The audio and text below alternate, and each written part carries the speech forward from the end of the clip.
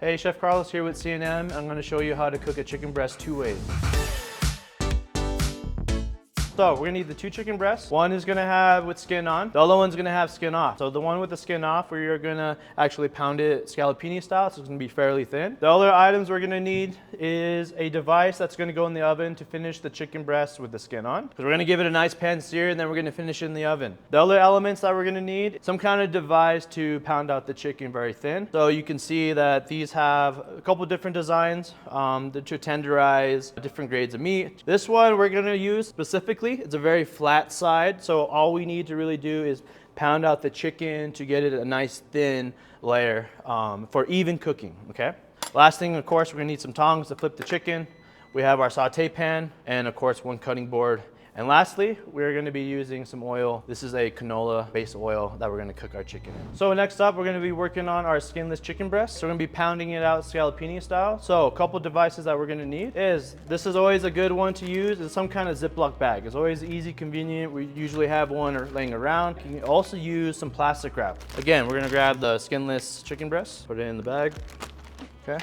We're gonna grab the mallet. We're gonna be using the side that's very flat. Once we have our bag, now we don't have to hit it too crazy. And we're gonna just kind of work our way from the middle to the outside. So essentially, I don't really have to worry about the thin side over here so much. It's more of the thicker side. I'm not trying to pound it out super ultra thin, so we're looking for maybe like 1/4 to 1/2 inch. And start from the middle and just kind of work your way out.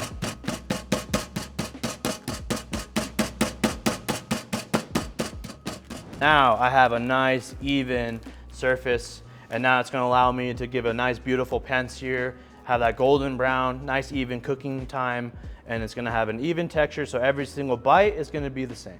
So we're gonna season them both at the same time. I got both of my chicken breasts here, skin on, skin off. We did not pound the skin on, because if we were to pound that skin, the skin's gonna start shredding, so that's why we kind of left it as is, and we're gonna finish it in the oven using a different technique. So first things first, salting it, salt and pepper, nice and even. Notice when I'm salting too that I'm keeping a distance from the protein to my hand.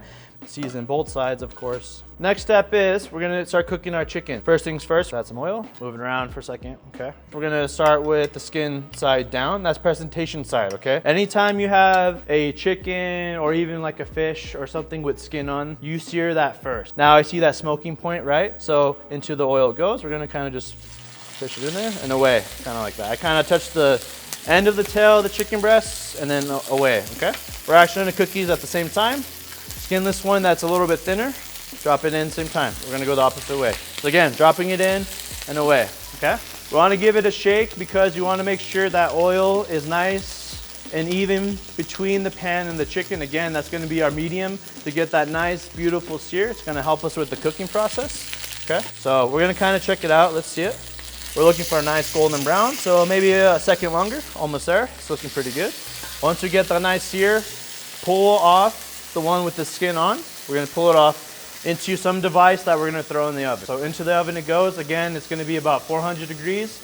Our timing here is probably gonna be 6 to 10 minutes. We're gonna kind of check it. Again, the timing varies depending on the thickness. We're gonna make sure we have an internal temperature of 165 degrees. That's gonna make sure that the chicken inside is safe to eat, it's fully cooked, okay? So into the oven it goes. So now we have our pan-seared chicken working in the pan right here. So we can kind of check where we're at. We're gonna take my chicken breast. We're about 160. So I know, okay, I have a few minutes, we're almost there. Take this out, I'm gonna put it back on the heat.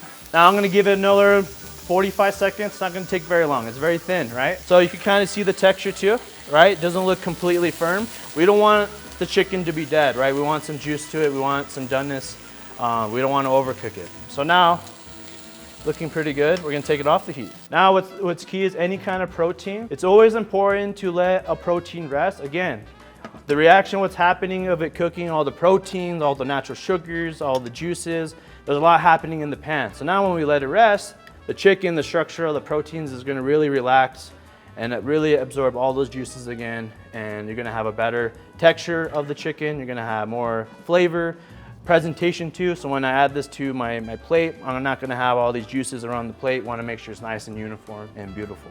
Okay, so now right here again is gonna be the skinless chicken breast that we finished in the pan, and this is gonna be our nice, beautiful, crispy one that we finished in the oven. So we're gonna cut into it nice and slow. The meat's looking pretty nice and juicy. You know, if I press down on it, Probably see a lot of the juices coming out. See that? And then let's check out this one too. Okay. And there we go. This one's nice and beautiful. So that's it for today. Thank you for watching. Again, my name is Chef Carlos, and good luck out there in the kitchen.